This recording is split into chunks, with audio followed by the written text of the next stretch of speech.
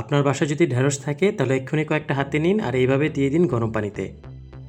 গরম পানিতে ঢেঁড়সগুলো দিয়ে দেওয়া হলো। এবার এই গরম পানিতে ঢেঁড়সগুলোকে 2 মিনিটের মতন জাল করে নেওয়া হবে। তবে বেশি সেদ্ধ করা হবে না, হালকা একটু সেদ্ধ হলেই নামিয়ে ফেলা হবে। এরপর কি করা হবে তা দেখতে হলে ভিডিওটা না টেনে দেখতে থাকুন। ঢেঁড়স দিয়ে কিন্তু অনেক মজার রেসিপি আমরা আগেও শেয়ার করেছি, আপনারা চাইলে দেখে নিতে পারেন। আর আজকের ভিডিওটা দেখার পর ভালো লাগলে অবশ্যই শেয়ার করে রাখবেন।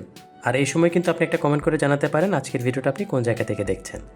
2 মিনিট ঢেঁড়সগুলোকে জাল করার পর এবার ঢেঁড়সগুলোকে পানি ছেঁকে উঠিয়ে নেওয়া হচ্ছে। ঢেঁড়সগুলোকে দেখে হয়তো বুঝতে পারছেন এগুলো বেশ গরম।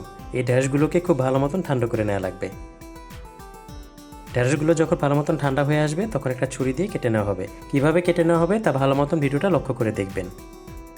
একটা ছুরি নিয়ে উপর থেকে এভাবে কয়েকবার দাগ দিয়ে কেটে নিলেই ঢেঁড়সগুলো কাটা হয়ে যাবে।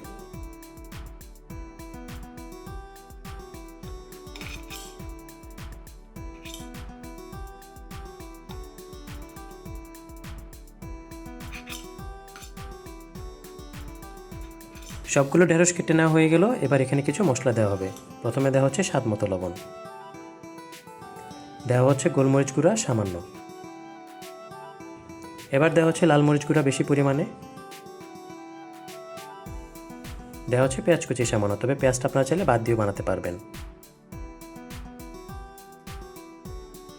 এবার সব কিছু হাত দিয়ে খুব ভালো মতো মাখিয়ে নেওয়া হচ্ছে যাতে ঢেঁড়সের সাথে সব কিছু লেগে থাকে। এবার ঢেঁড়সের সাথে দেওয়া হবে 2টা ডিম। প্রথমে একটা ডিম নেওয়া হচ্ছে, এরপর হাত দিয়ে ডিমটা ঢেঁড়সের গায়ে মাখিয়ে নেওয়া হবে।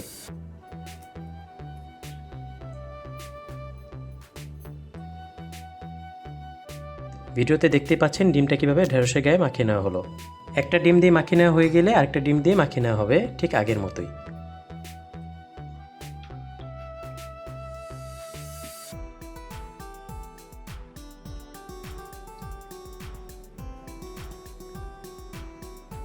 দুইটা ডিম দেওয়ার পর ভালো মতন মাখিয়ে নেওয়া শেষ। এবার কি করতে হবে, এবার গরম তেলে দিয়ে ভাজতে হবে। তেলটাকে খুব ভালো মতন গরম করে এবার অল্প আঁচে ঢেঁড়সগুলোকে ছেড়ে দেওয়া হচ্ছে।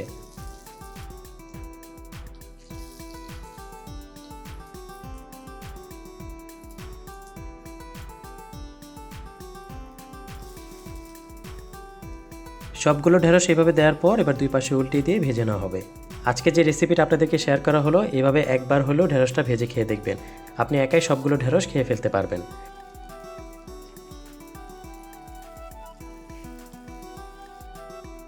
এইভাবে ঢেঁড়স ভেজে যেমন খালি খালি খাওয়া যায়, আবার গরম গরম ভাতের সাথেও কিন্তু খাওয়া যায়। 2 পাশে উল্টিয়ে ঢেঁড়সগুলো কিন্তু ভাজা শেষ। এবার উঠিয়ে নেওয়া হবে আর গরম গরম পরিবেশন করা হবে। আর আমরাও কিন্তু চলে এসেছি ভিডিও শেষ প্রান্তে। আজকের মতন বিদায় নিচ্ছি, ফিরে আসছি আরেকটা রেসিপির ভিডিওর সাথে। ভিডিওটা শেষ হওয়ার আগে পেজটা ফলো করে দিন পরবর্তী ভিডিওটা দেখার জন্য।